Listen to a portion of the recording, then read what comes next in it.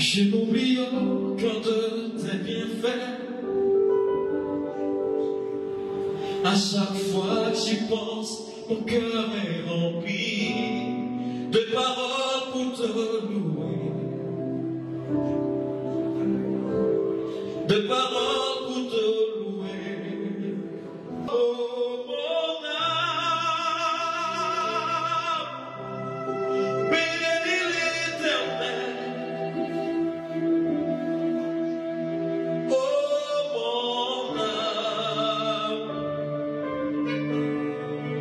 Bénis l'Éternel. Alléluia. Amen. Aujourd'hui, je vais parler de la nouvelle naissance. On peut être dans une église, on peut même être pasteur, mais ne pas être sauvé. Dans notre langage chrétien, on dit on est sauvé quand on a donné sa vie à Jésus et quand on a l'assurance d'aller au ciel. Il y a beaucoup de choses qu'on dit quand on veut expliquer le salut. On est sauvé lorsqu'on a l'assurance d'entrer dans le royaume de Dieu, d'être réconcilié avec Dieu, d'être un enfant de Dieu, pas simplement une créature de Dieu. Il y a une différence entre un oiseau et un être humain né de nouveau. On est tous créatures de Dieu, mais on n'est pas tous enfants de Dieu. Être sauvé, c'est avoir une relation avec Dieu, c'est être né de nouveau, c'est-à-dire avoir fait l'expérience de la nouvelle naissance. Jean chapitre 2, de 23 à 25, et Jean chapitre 3, de 1 à 8. La nouvelle naissance, c'est naître d'eau et d'esprit. Mais ça veut dire quoi naître d'eau et d'esprit? Nous ne pouvons pas parler de la nouvelle naissance si nous ne parlons pas de l'origine de l'homme. Nous sommes nés de la chair et aujourd'hui Jésus-Christ nous demande de naître d'esprit. Qu'est-ce qui s'est passé de notre nature charnelle qui demande à ce que maintenant nous ayons à avoir besoin de naître d'esprit? Quand Dieu a créé Adam et Ève dans le jardin d'Éden, ils étaient sans péché, ils étaient purs, ils étaient saints, ils étaient réconciliés à lui. Il n'y avait pas de séparation entre Dieu et l'homme. Le spirituel et le naturel se confondaient dans le jardin d'Éden.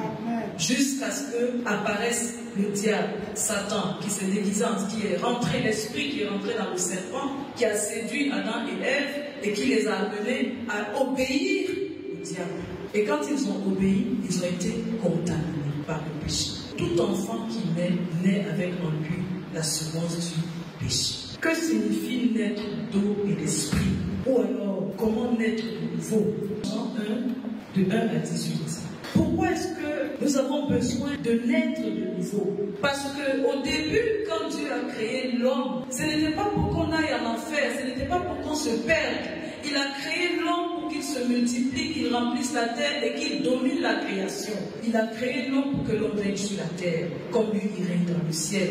Mais il s'est passé quelque chose qui a dérangé le programme de Dieu. Est-ce que Dieu ne le savait pas? Je pense qu'il savait parce qu'il est alpha et oméga. Il savait qu'à un moment donné, le diable allait se présenter. Le diable allait séduire. Le diable allait attaquer l'homme sur la terre. Mais Dieu, qui est alpha et oméga, avait déjà en lui un programme d'envoyer sa parole sur la terre et qu'elle se fasse chair en la personne de son Fils pour que nous soyons sauvés. Pourquoi est-ce que nous avons besoin de naître de nouveau?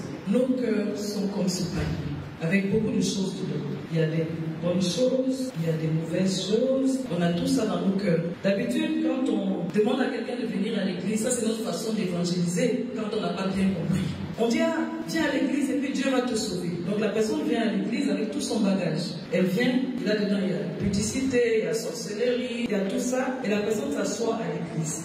1 an, elle s'assoit 2 ans, elle s'assoit 3 ans. Après on commence à apprendre dans l'église, ah, il n'y a pas là ici. Celle-là a fait cela. C'est le bagage qui est dans le cœur. Mais comme la personne n'est pas née du nouveau, le bagage continue d'être là. La nouvelle naissance, qu'est-ce qu'elle fait? Jean-Baptiste, quand il devait préparer le peuple d'Israël à recevoir Jésus, il dit, répandez-vous, car le royaume de Dieu est proche. Se repentir, c'est quoi? C'est aller dans son cœur, enlever convoitise, j'enlève le vol, j'enlève le mensonge, j'enlève l'impudicité. Je dis, Seigneur, voilà toutes les mauvaises choses que j'ai dans mon cœur, toutes ces mauvaises semences-là.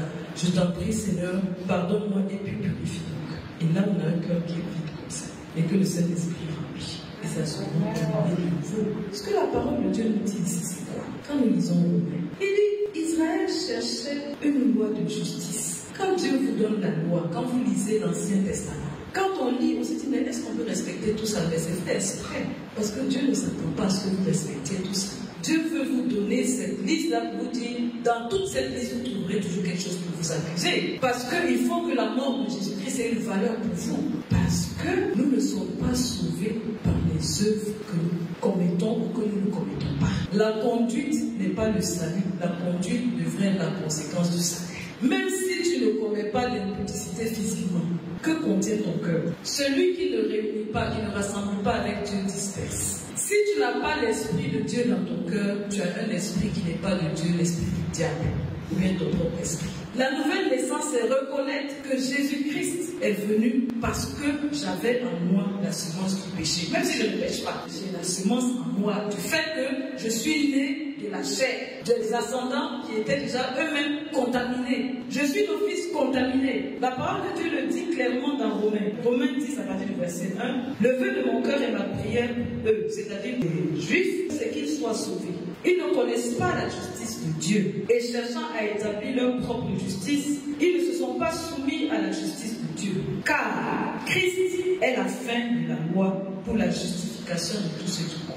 La parole est près de toi. Elle est dans ta bouche et dans ton cœur. Or, c'est la parole de la foi que nous prêchons. Si tu confesses de ta bouche le Seigneur Jésus-Christ, si tu crois dans ton cœur que Dieu l'a ressuscité des morts, tu seras sauvé.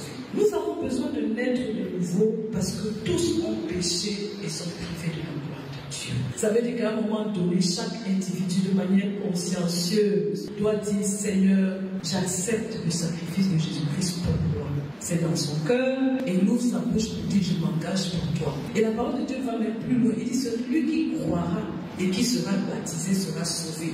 Le baptême, c'est quoi? L'engagement d'une bonne conscience envers Dieu. Ça veut dire que quand tu crois dans ton cœur, tu confesses que tu vas marcher avec Jésus-Christ, tu poses un acte pour symboliser ton engagement, tu te baptises. Maintenant, le dernier aspect de repentance que j'aimerais soulever, qu'on n'a pas l'habitude d'évoquer, je ne sais pas pourquoi, peut-être que c'est un plan du diable pour nous maintenir dans la captivité. Chers frères, chères sœurs, parfois vos combats viennent de plusieurs générations dessus. Vous n'étiez même pas encore nés, les gens ont commis leur péché là-bas, et puis c'est vous qui payez. Dans Daniel 9, de 1 à 23, Daniel a dû intercéder, il était en captivité. Mais Daniel, quand on lit l'histoire de Daniel, Daniel c'était un jeune homme exemplaire, mais il se retrouve en captivité. Et il a très vite compris qu'il fallait qu'il fasse une repentance au nom de qui? Au nom des rois de son pays, au nom des chefs, au nom de ses pères et au nom de tout le peuple. Parce que les péchés de tous ceux-là l'ont conduit à la captivité.